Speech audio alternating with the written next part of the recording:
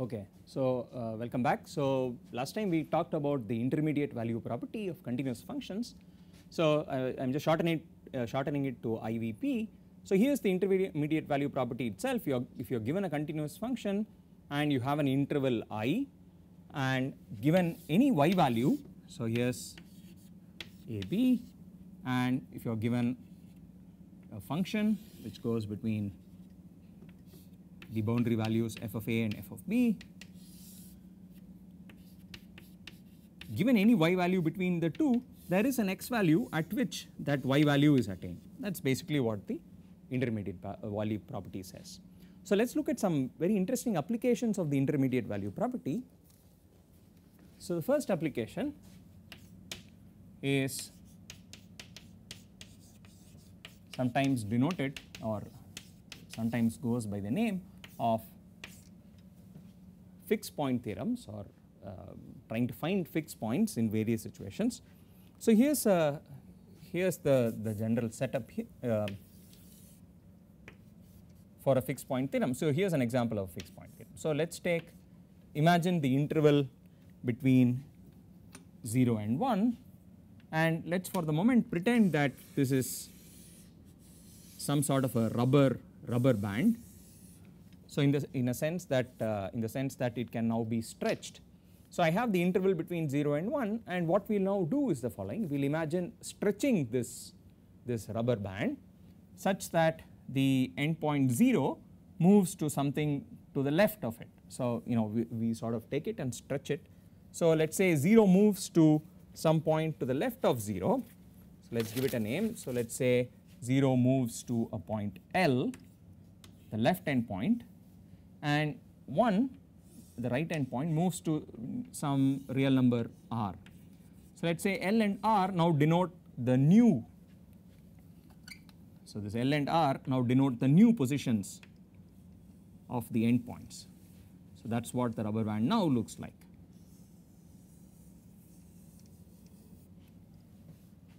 Okay. So the orange denotes what it looked like initially, and after the stretch you have got the yellow rubber band. Now of course the stretch itself is assumed to be a continuous process, right? So you are just sort of stretching it the whole way. And now here's the interesting statement. It says there exists a point on the original rubber band which does not move during this stretch. Okay. So there is a so-called fixed point, a point which does not suffer any displacement during this transformation. So let's write it out. There exists, so here's the statement which we will try and prove. There exists a point, let's call it x naught, on the original rubber band, which means x naught was a point between 0 and 1 which does not move from its place during this stretch, which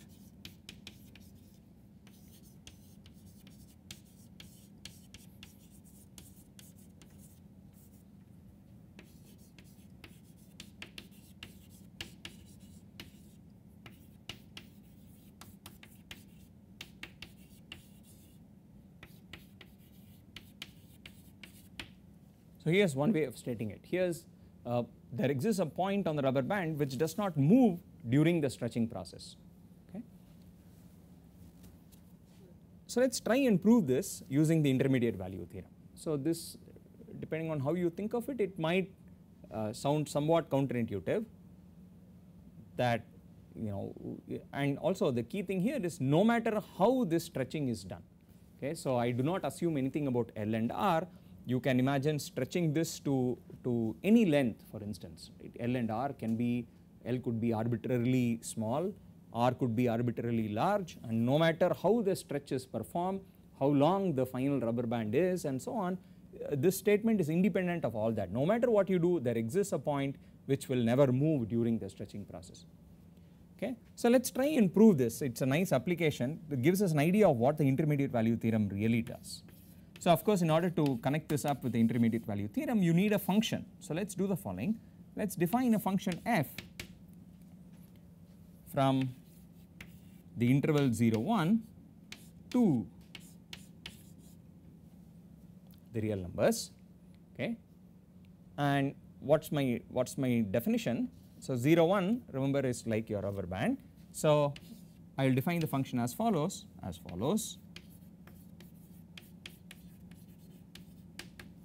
For each point x on the rubber band, let f of x denote the displacement of x. So what is displacement?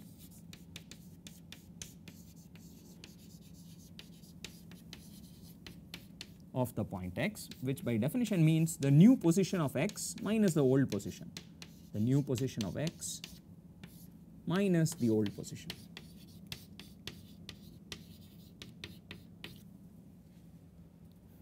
Okay, so my function f is just the displacement function, and let us just figure out what this does to the two endpoints. So the left endpoint 0 is now displaced by what? Well, the new position is L, the old position of course was a 0, so this is L.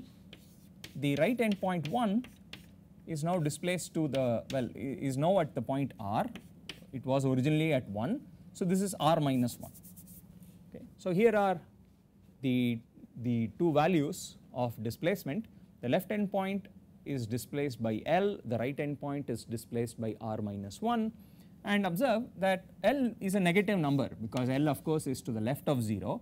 R minus 1, since R is to the right of 1, R minus 1 is a strictly positive number. I do not care what they are, all I need to know is that L is negative and R minus 1 is positive. Okay. So let us imagine drawing the graph of this function f. So now I have 0 to 1.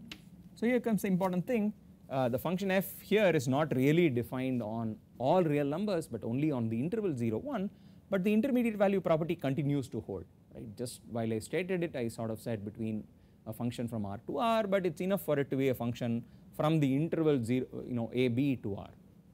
So let us just see what the graph should look like at 0. So I am going to draw the graph of the function f. So at 0 it is the value L, which is negative.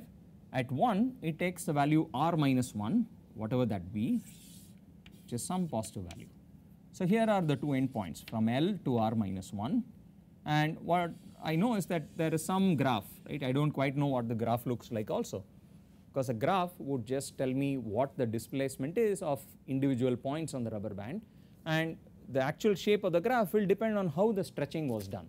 I might have stretched the left half of the rubber band a little more than the right half and so on and so forth. So depending on what exactly was done to the rubber band, the shape of this graph would change. I could, instead of sort of going up like this, it might have gone a lot more up initially and down later and so on. So but again, I do not really care, as I said, it is independent of how the stretch was performed. The key property now is the following, the only thing we need is that the stretch is continuous. So we are going to assume, and it is a reasonable assumption to make, that f is continuous. It just says that you deform it in a continuous fashion. Now the fact that at 0 it took a negative value and at 1 it took a positive value means that by the intermediate value property there exists some intervening point at which it takes the value 0, right. This graph must cut the x axis, that is basically all it means. So there exists a point x naught at which, so then since f is continuous, by the intermediate value property there exists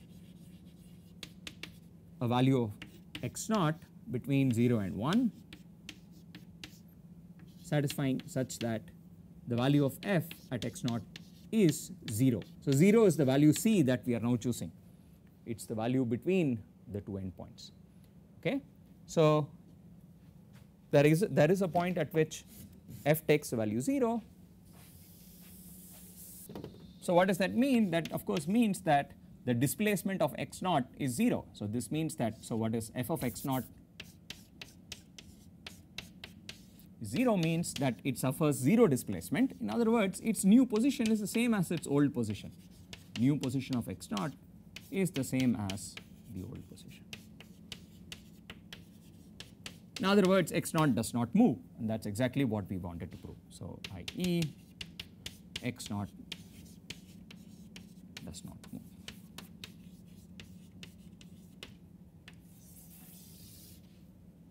Okay. So this is often called a fixed point theorem, which says that there is a point which is fixed under some transformation. So here is the first example. It turns out to just be an application of the intermediate value property. Now here's example 2, and this is sometimes what's called the process of finding roots. So root finding.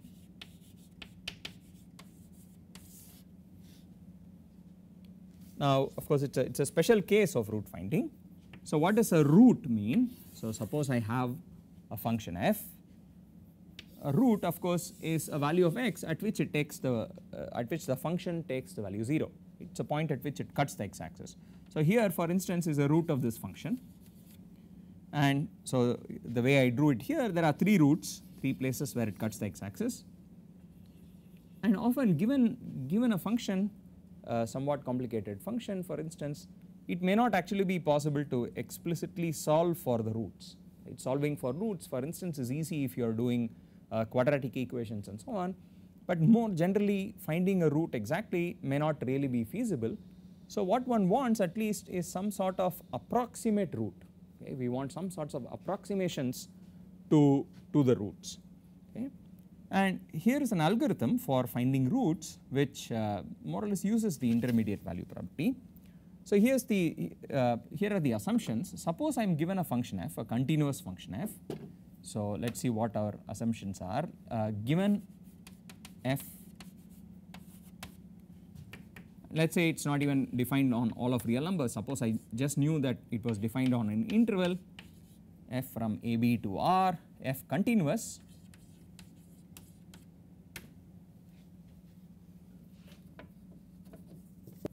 And with an additional property such that at the endpoints f of a and f of b are of opposite sign. So such that f of a and f of b are of opposite signs. In other words, let us say it is positive on the left endpoint and negative at the right endpoint. So I can always assume, say let us just make the following assumption. Let us say that f of a is positive, f of b is negative.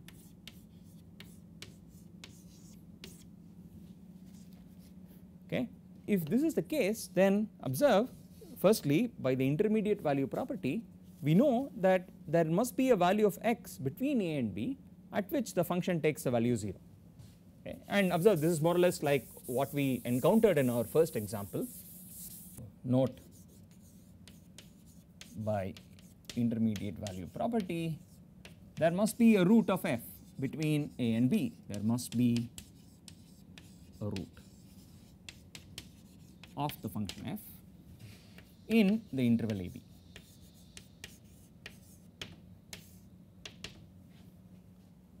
Okay. Now the question is, how do we find this root to some given degree of accuracy?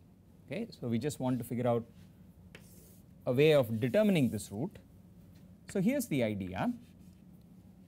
There must be a root between a and b, and what do we assume? F of a is positive and let us say f of b is negative. So this is say how the graph might look, and we are trying to find that point. So here is what we do. Let us make a sequence of approximations, let us make a sequence of guesses. So let us take the midpoint of the original interval. So here is an algorithm, so sometimes called the bisection algorithm.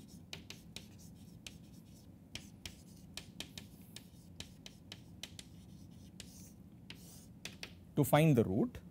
So what it says is the following. So let us take the original interval, let us call the original interval as I0, because we will now construct a sequence of new intervals. So let I0 denote the original interval. Now let us do the following, let us take the midpoint of I0. So let us call it M0 be the midpoint of I0.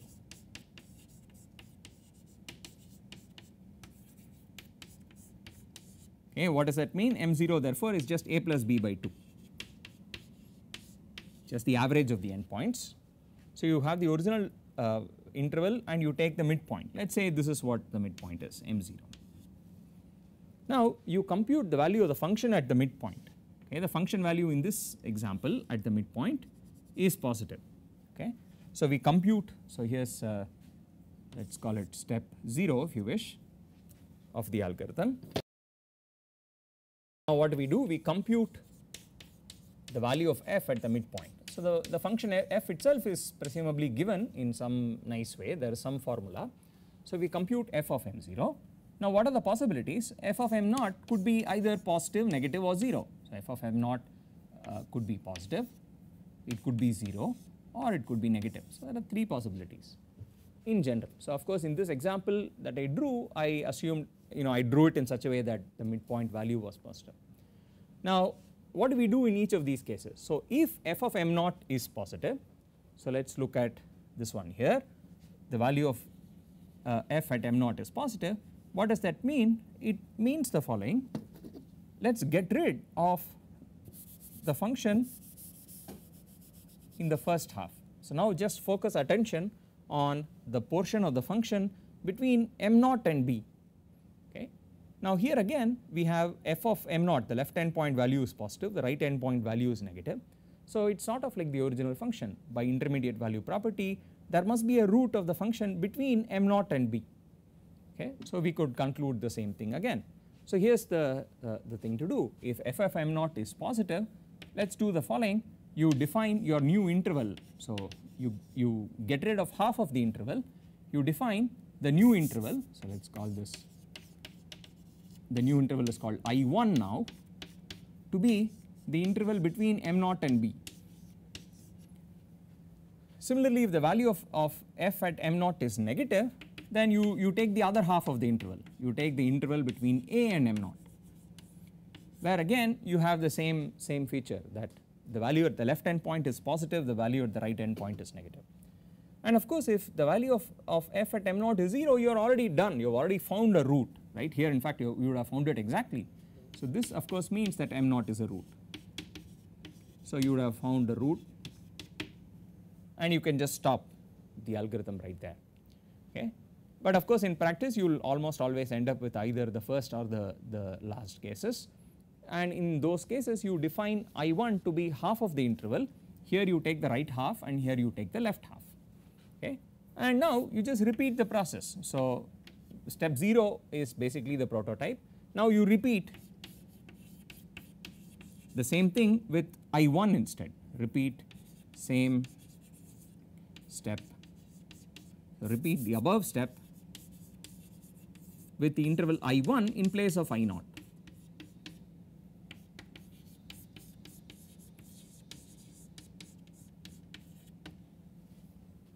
Okay, what does that mean? Let us just think of it once. So I had I0 between A and B, I have I1, so maybe I will just do it in this figure right here. So I had I0 to start with, and I computed the value of f at the midpoint and took only the right half of the interval as I1. So here is my interval I1, and now I do the same thing. What does that mean? I take the midpoint of this interval. Okay, so the interval I1, what's its midpoint? It's something called m1 in this case. What's m1? It's m0 plus b divided by 2. So I have some midpoint, I compute the value of the function at the midpoint and I see whether the function value is negative or positive. So in this case the function value turns out to be negative, the way I drew the graph. So again that means that I should do the following: I will get rid of the right half of this interval and only focus attention on the left half, the part between m0 and m1. Okay, call this I2, and now again by the intermediate value property there must be a root between the left end point m0 and the right end point m1, and so on and so forth. Now when you keep doing this algorithm for a large number of steps, what you end up with is the following: that the interval that you are left with at each step is only half the size of the preceding interval. Okay. So observe the following facts about, so what we really have is the following: we obtain a sequence of intervals. So we obtain the following: a sequence of intervals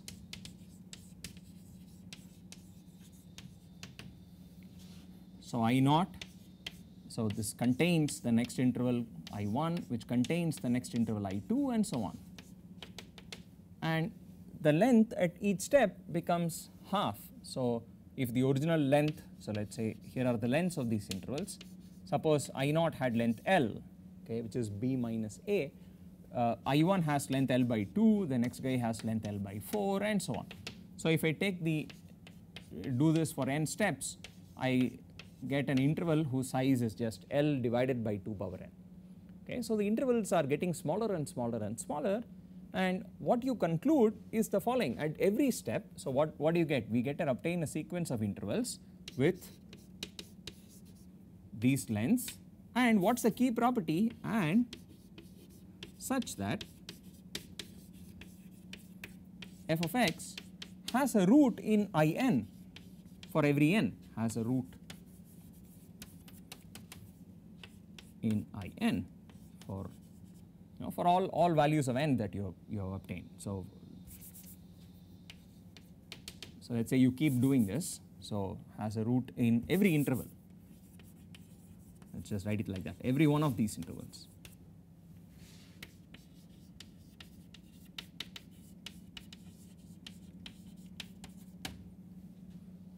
Okay, so this is of course assuming that you didn't yet find a root.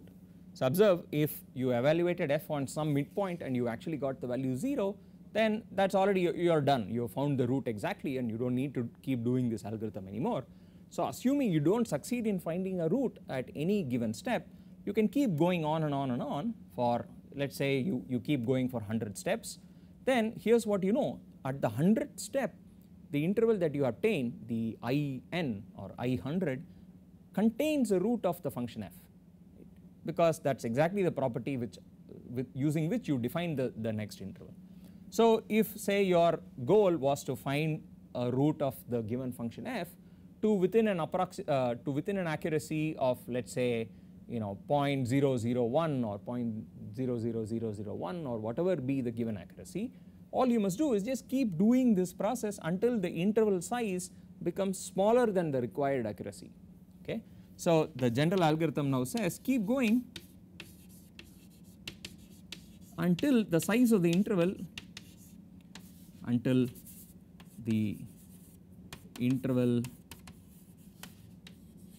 obtained becomes smaller than the required accuracy.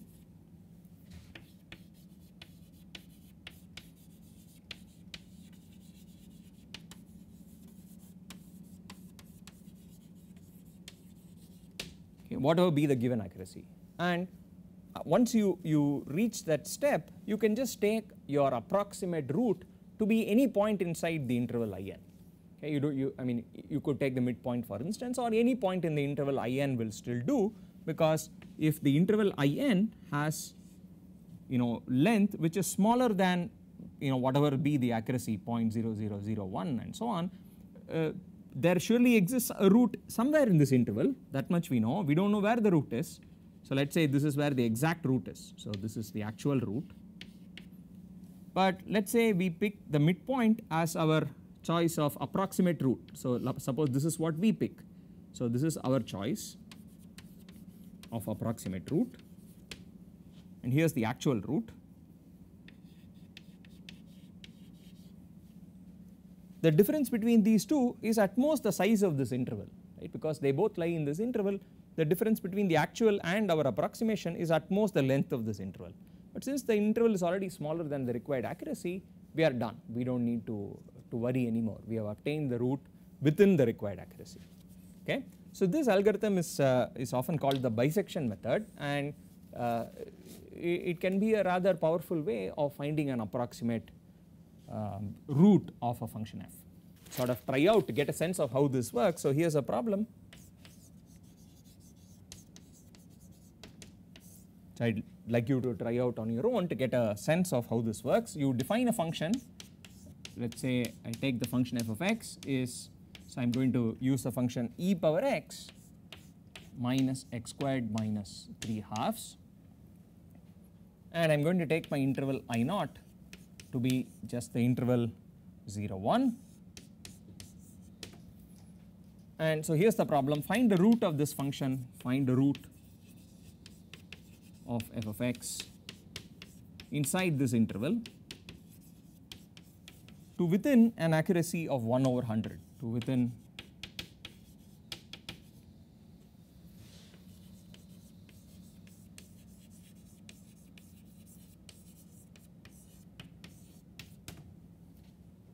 and use the bisection method to try and do this. Okay, so I leave this as an exercise. So this was the second application of the intermediate value property.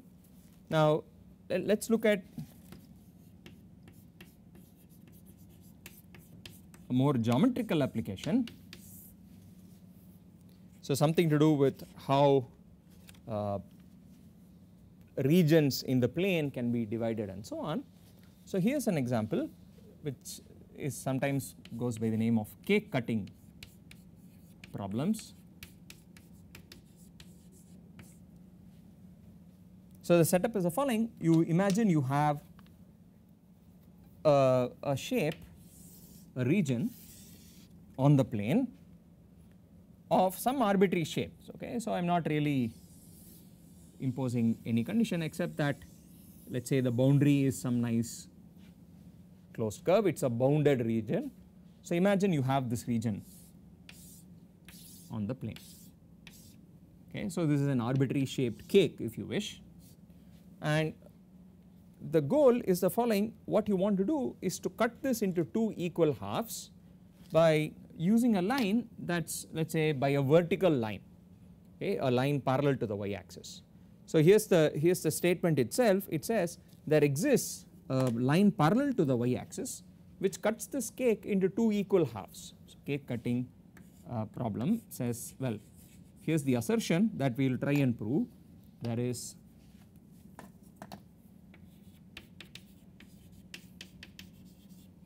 a line parallel to the y axis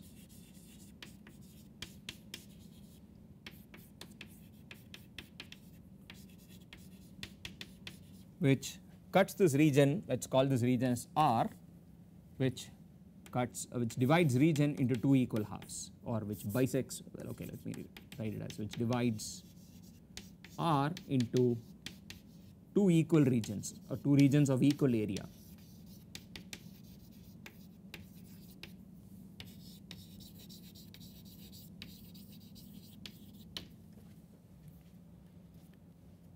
Okay, so let's try and prove this statement, or see why it's really an instance of the intermediate value property.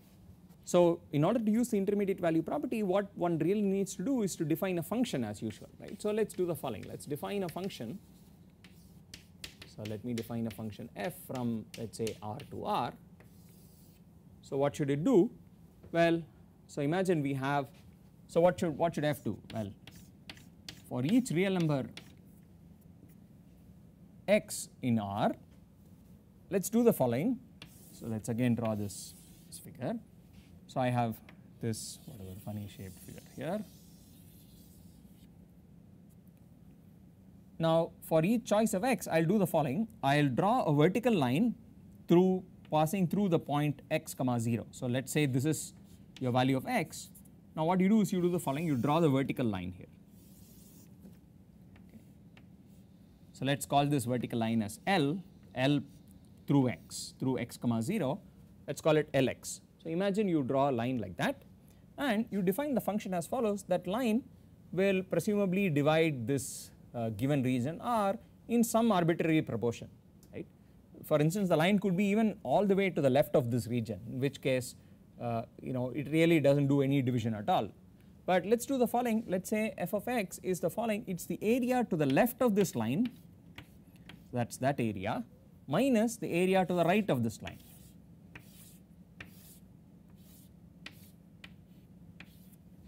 Okay.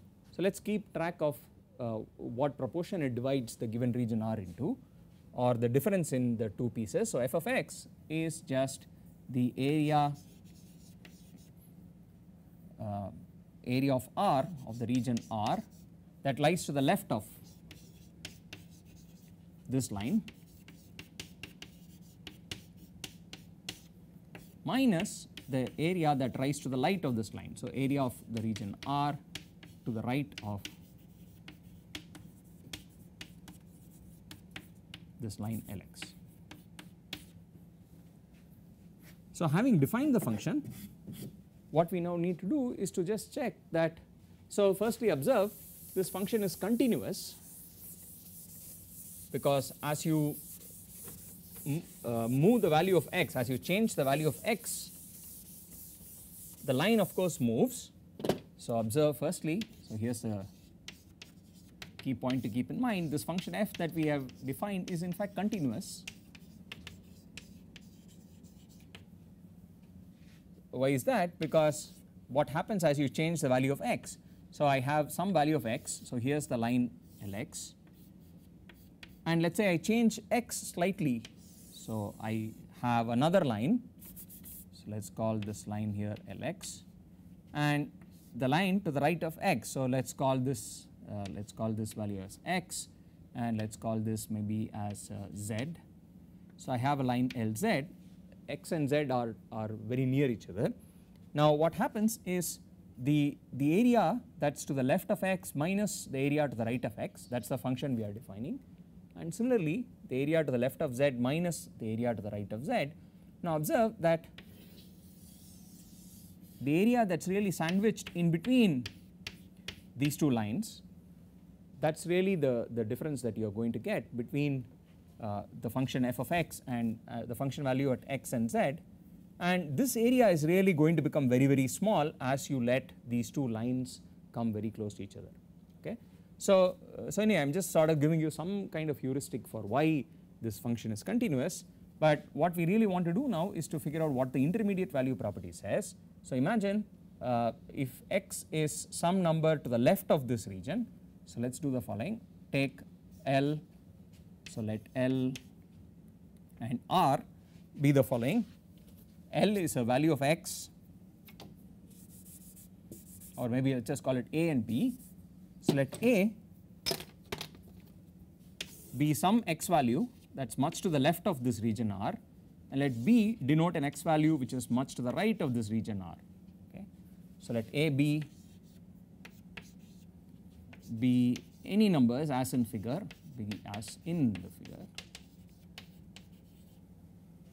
and we will just focus on the interval between a and b, that is all we really need to worry about. So let us look at the function f as defined before, but only on the interval ab.